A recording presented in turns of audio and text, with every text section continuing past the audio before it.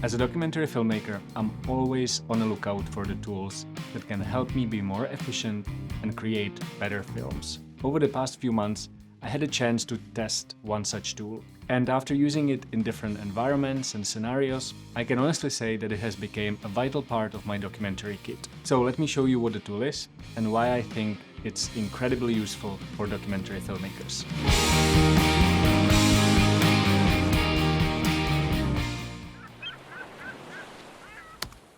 Hey, I hope that you're having a good day, no matter where you are.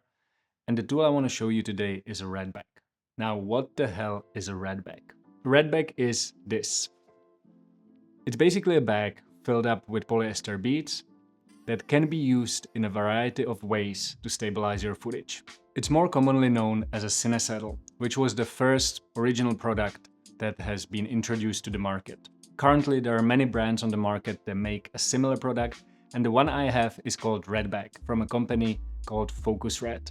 The guys from Focusrite were super nice and they sent me one of their medium-sized bags to test it out. As I said, over the past few months I used the bag on multiple occasions in different locations and different environments in order to find out how to use it and what is it actually good for. But before I tell you about that, let me go over the design. So the bag I have is a medium-sized bag, and I think it's a perfect size for what I do. It's not too big, not too small. I can put on my camera whether it's fully rigged out or it's in a very minimal handheld setup. And it's also very lightweight, so it allows me to carry it almost anywhere. The material that the bag is made of feels really solid and high quality. At the bottom you have a sort of a waterproof type material, and at the top you have a material that you would make a backpack of or something that has to be durable. It feels really good, and it also doesn't slip when you put your camera on it. Together with the red bag comes a strap that you use to carry the bag, and this strap is really nice. It has a very comfortable cushioning pad on top of it, so even when you carry it for multiple hours at a time, you can have it around your neck or around your shoulder, and it's extremely comfortable. The strap can be detached with these two metal clips. The strap is of course adjustable, and it's very easy to extend it or shorten it. At the same time, red bag has pockets. So on left side, there's two small pockets where you can put your tools or a lens blower, maybe a small lens, a phone. And on the other side, you have a bigger pocket which you could put, for example, an ND filter in or a matte box. This is really useful because I usually put my tools in there or the blower, as I said, and that means that I have it extremely accessible while I'm shooting. So that was just a quick overview of the product. Now, let me tell you how I use it. So the first use I have for the red bag is when I'm shooting from the hip. This is probably my favorite way to use the red bag. And basically it allows me to use my hands less, put the camera on the bag, and let the weight hang on my shoulders and on my neck. Because of this, I can shoot for much longer, and I can also achieve much stabler footage than if I would be holding the camera with my hands. Because the red bag will basically provide the third point of contact, and it will also minimize the micro shake, or basically remove the micro shake. So that's the first way I use it, and it's the way that I use it most often. The second way I use it is when I'm shooting in eye level or I'm putting my camera on a shoulder.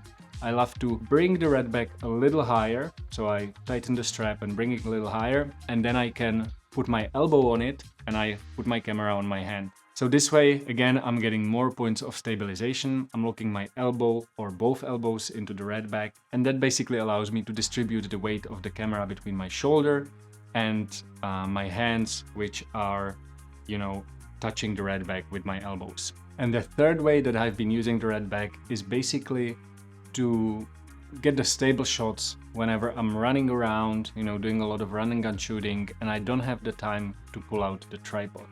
This was the case especially on the last shoot that I did in Chamonix. We were moving quite a lot, and oftentimes I didn't have the time to take out the tripod, so I would just put the red bag on the ground, I would put the camera on it, I would find the angle, I would balance the horizon, and then I would get a completely stable shot without using a tripod.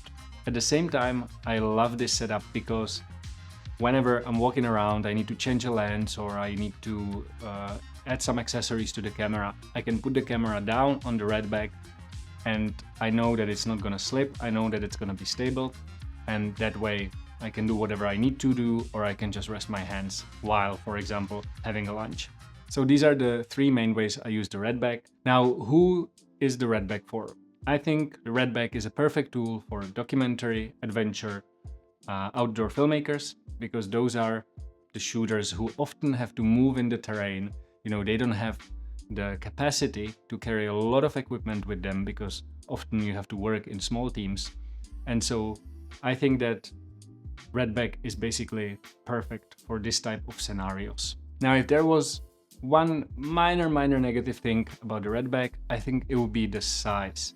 Because if you're traveling, and especially if you're traveling with one checked-in luggage, the Redback, as you can see, is quite big and might take quite a lot of space. Not weight, but space. And so if you decide to travel with Redback, you have to accept the fact that either you have to travel with 2 checked-in luggages, which might cost you a little extra, or you just have to pack very lightweight and very minimal setup in terms of clothing and other things in order to fit the Redback into your bag.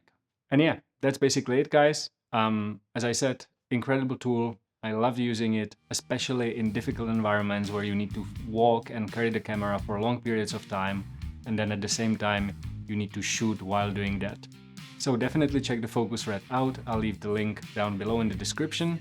And as always, I'll see you in 2 weeks with a new video. Peace. And all the times we spent waiting.